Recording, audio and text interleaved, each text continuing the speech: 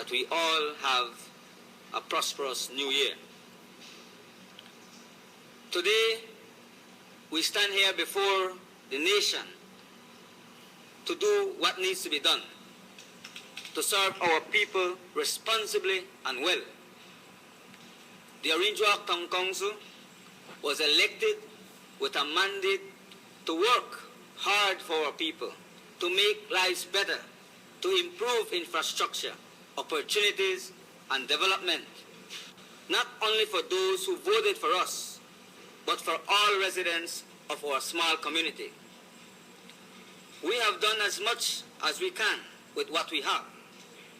We have been financially proven, but our town needs the assistance of our central government, not handouts or bailouts, but the real support of a government which recognizes that it was elected to serve all manner of people without fear or favor, and which partners action with that oath.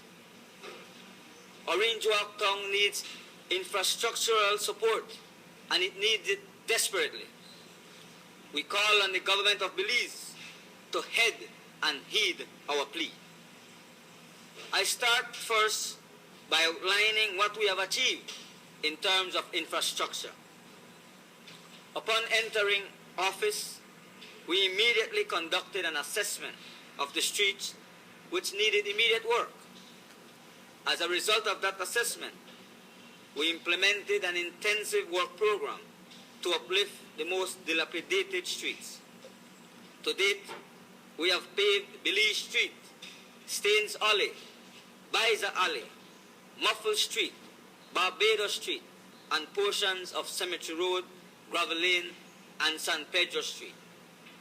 As I speak today, the Town Council is preparing Mahogany and Sapadilla Street for paving, and immediately after, we'll be looking to pave South Main Street, West Bay Alley, Santa Maria Street, Nargosta Street, a section of Liberty Avenue, and the remainder of Tangerine Street. We continue to focus at this time also on low-lying areas of town which have been badly damaged, such as San Esteban Street, San Joaquin Street, Douglas Street, Guinea Street, San Felipe Street, and many, many more.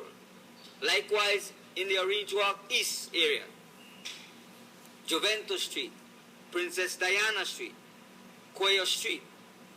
All of these areas requires significant money, significant investment to be placed in order for us to upgrade these infrastructure. We note at this point that we have done all this using Orinjo Arc Town Council revenues without the benefit of any financial assistance or helping hand from government or any municipal bond. We have also been financially handicapped by having to deal with obligations of the previous administration which were not honored. Some of these same obligations include the Social Security debt that stood at $72,000 for deductions that were taken out of employees' salaries and never handed to the Social Security office. This Orinjo Arc Town Council has thus and will by end of this month reduce that figure to $30,000. Likewise, the income tax arrears, which stood at about $20,000, this Orinjo Arc Town Council has also had to deal with these financial obligations left there by the previous administration. And not to forget the overdraft facility that stood at $111,279.82, which now, as you all knew, recently we had some issues with the Belize Bank.